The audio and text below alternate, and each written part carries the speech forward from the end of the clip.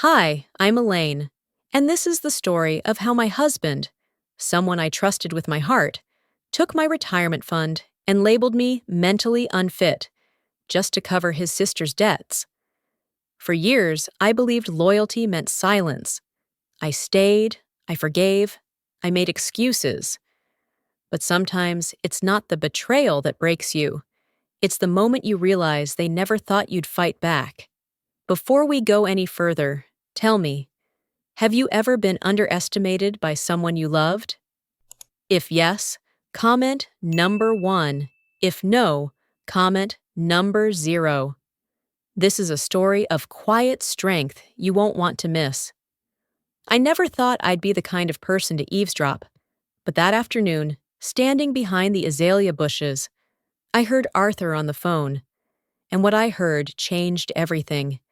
He was pacing our porch in that agitated way he did when things didn't go his way, his voice low but sharp, the kind that slices through even thick fall air. I ducked just a bit lower, hoping the breeze wouldn't betray me with a sudden gust. He was talking to his sister, Rachel. Elaine's getting worse, confused, emotional. She barely remembers where she puts things anymore. I'm going to have the papers ready by Monday. A pause. Then, yes, it's the only way. The retirement fund will cover most of it. Your credit cards, the house lien, everything. I froze. Confused? Emotional? If anyone was spiraling, it was him. Lately always in some rush, always locking his office door. I felt my chest tighten. The savings, my savings, were the only thing standing between us and uncertainty. We'd both contributed to that fund, or so I'd believed. That night, over pork chops and mashed potatoes, Arthur acted like nothing had happened. He even offered me the last dinner roll. I chewed it slowly, watching him, wondering how long he'd been planning this. He commented on the weather, a possible frost, said we should cover the hydrangeas. I nodded. I couldn't say anything yet, not until I knew more. The next morning, I stopped by Bee's porch on my walk. She was trimming her rosemary, as always, in that pink robe and plaid scarf ensemble that made her look like a storybook character. Her eyes, always sharper than people gave her credit for, caught my hesitance. "Something's off, honey," she asked, not in the nosy way, but in the quiet way only someone who's seen things says it. I told her, not everything. Just that I thought Arthur might be trying to move money without me. Bea didn't blink. She just invited me inside and made tea. Lemon balm for nerves. That was the day something changed. Not just because of what I overheard, but because of what I started to realize. That maybe Arthur wasn't just slipping. Maybe he was calculating. Maybe he thought I wouldn't notice. And maybe, just maybe, he'd been counting on that all along. Of all the things I expected that morning, finding my attorney's card shredded in the trash wasn't one of them. I'd placed it in the kitchen drawer a week ago, right behind the tape dispenser. Not exactly a secret hiding spot, but it was mine. Yet here I was, kneeling on the laundry room floor, holding bits of cardstock like they were clues to a larger crime. Arthur must have found it, and he didn't want me talking to anyone. At breakfast, he poured my coffee with too much cheer. "Sleep well?" he asked, folding the paper like he always did. 3 precise creases. I nodded and took a slow sip, eyes never leaving his. "We should consider downsizing," he added. "All these rooms. Too much for just the two of us." I knew what he was doing, planting the seed. If I objected later, he'd say I'd agreed. I needed to act, but carefully. I waited until Arthur left for his weekly Rotary Club lunch, an event as routine as Sunday meatloaf. Then I drove to the library, the one with the old mural of the town square from the 1940s. There, in the quiet hum of computers and whispered shuffles, I looked up conservatorship laws in Arkansas. It was worse than I feared. If he had even partial medical documentation, say from Dr. Jensen, our family physician, and Arthur's old golf buddy, he could claim I was no longer of sound mind. And I'd never even know the papers had been filed until they were stamped. Back at home, Bea knocked just after 2 p.m. She brought a peach cobbler, warm and wrapped in a towel, like she always did when she wanted to talk but not intrude. "You remember Harold Johnson?" she asked as I let her in. "Fought his nephew over his accounts last year, lost everything, all legal, all tidy, but cruel as sin." She looked at me then, really looked. "You need someone in your corner who doesn't play bridge with your husband." It was the first time I considered that maybe my closest allies weren't family or even lifelong friends, but the people who'd quietly watched, listened, and never judged. I pressed a hand to the side of my face, suddenly aware of the quiet in the house, of how much space one secret can take up, and how quickly it can grow. It feels so sad and disappointing because my husband is secretly cheating on me, secretly taking everything away from me without me knowing. If you sympathize with me, please leave a comment number 9 in the comment section below. Now let's get to the next development of this story. It had rained the night before, and the world outside still smelled like wet pine and last year's regrets. I stepped onto the porch, wrapped in my mother's old shawl, and watched a squirrel dart along the fence as if it too had something to hide. The mail came late. It always did on Fridays. But today, the moment I opened the creaky mailbox, my heart stopped. A notice from the county clerk's office. Application for guardianship. Petitioner, Arthur Whitlow. I stood there a long time, the envelope flapping gently in my trembling hands. My name was printed neatly in black ink, as though my life were just another document to be processed. My husband had really done it. I didn't cry. I didn't scream. Instead, I walked inside, set the envelope on the kitchen table, and sat down. The silence was suffocating, like I could hear every crack in the house settling under the weight of a betrayal that ran too deep for words. Bea showed up again around 4. She noticed the envelope before I could say a word. Her brows furrowed as she read it over. "He's not wasting time," she muttered, then glanced at me. "But neither should you." That night, I didn't sleep. I stayed up sorting papers, tax records, marriage certificates, that crinkled postcard from our honeymoon in Asheville. Proof that I existed, that I remembered. I found Arthur's old lockbox at the back of the closet. Inside, bank statements, some correspondence from his sister's debt collectors, and one letter that made my breath hitch. It was from his sister, dated 2 months ago. "Art, if you can get access to her retirement early, I promise I'll pay you back within the year. Don't let me drown. You're the only one I have." I closed the box slowly. He wasn't just controlling me. He was cashing me in. That's when I knew. This wasn't just about trust. It was about survival. And if Arthur thought I'd quietly hand over the life I'd built, he hadn't been paying attention for the last 42 years. The town's diner still smelled of bacon grease and burnt coffee, just as it had since the 80s.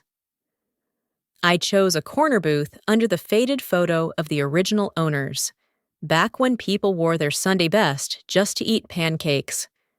I needed neutral ground, somewhere public, somewhere I could breathe without his lies fogging up the windows.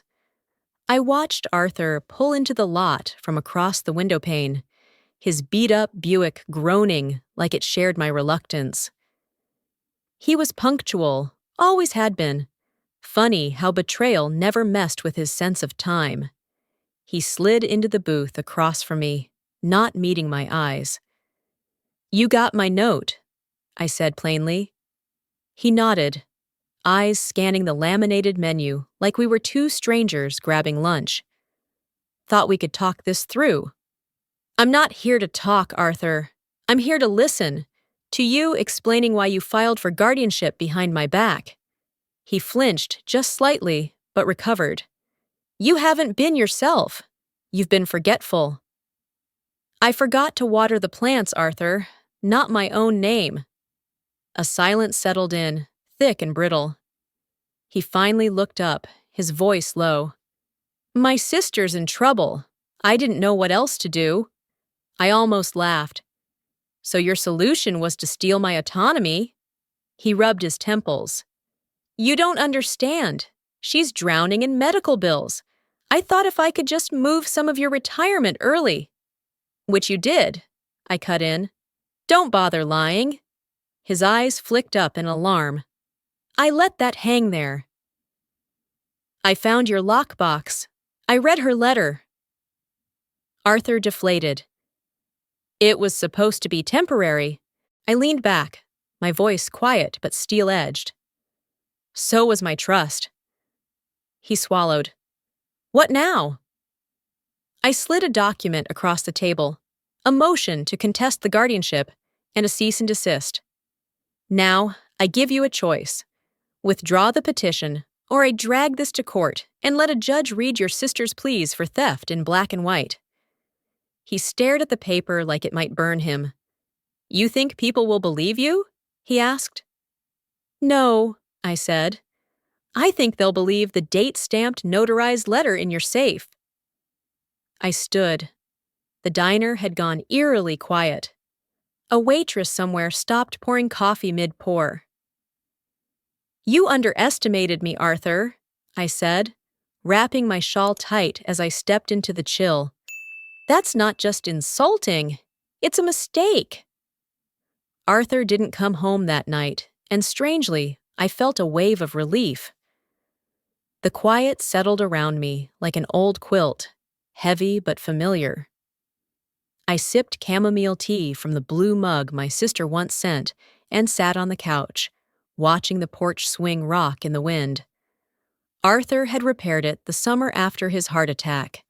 Funny how someone could fix a swing and still break a life. The next morning, I found a letter in the mailbox.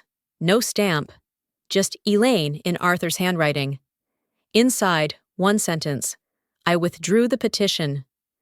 I'm sorry. You won't hear from me again unless you want to. I wasn't sure what to feel. Anger? Closure? Mostly, I felt a deep emptiness.